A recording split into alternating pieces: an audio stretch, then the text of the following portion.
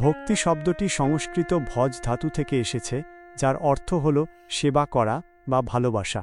সহজ কথায়, পরমেশ্বরের প্রতি বা কোনো উচ্চতর সত্যের প্রতি গভীর ভালোবাসা, নিবেদন এবং শ্রদ্ধাই হল ভক্তি।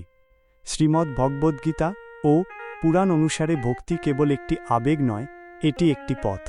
ভক্তিকে বোঝার জন্য নিচে এর বিভিন্ন দিক তুলে ধরা হল। ১.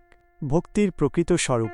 ভক্তি হল মনের এমন এক অবস্থা যেখানে ভক্ত এবং ভগবানের মধ্যে কোনো ব্যবধান থাকে না।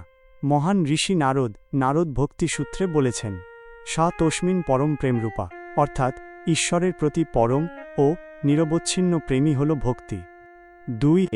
ভক্তির প্রকারভেদ। নবধা ভক্তি। ভাগবত পুরাণে ভক্তির ৯টি স্তরের কথা বলা হয়েছে, যাকে নবধা ভক্তি বলে। ১. শ্রবণ, ভগবানের মহিমা শোনা। ২. কীর্তন, তার নাম বা গুণগান গাওয়া।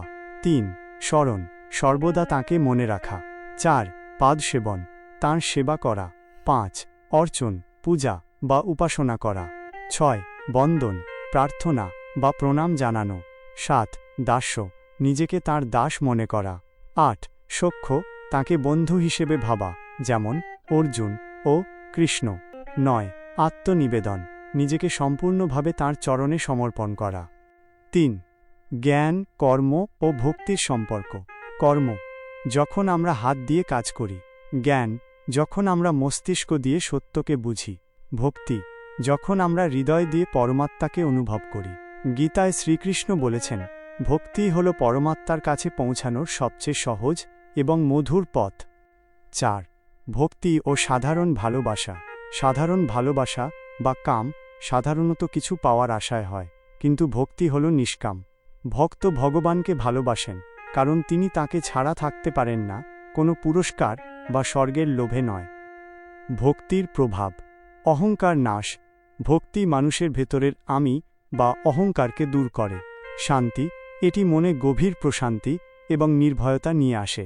সমদৃষ্টি, একজন প্রকৃত ভক্ত সবার মধ্যেই ঈশ্বরকে দেখেন, তাই তিনি কাউকে ঘৃণা করেন না। একটি উদাহরণ, শ্রীরামকৃষ্ণের মতে, যেমন মা এবং সন্তানের সম্পর্ক সন্তান তার মায়ের ওপর সম্পূর্ণ নির্ভর করে, ঠিক তেমনি ভক্ত ভগবানের ওপর নির্ভর করাই হল আসল ভক্তি। আপনি কি ভক্তিযোগ গীতার দ্বাদশ অধ্যায় সম্পর্কে বিস্তারিত জানতে চান, নাকি ভক্তি ও বিশ্বাসের পার্থক্য নিয়ে আলোচনা করতে চান?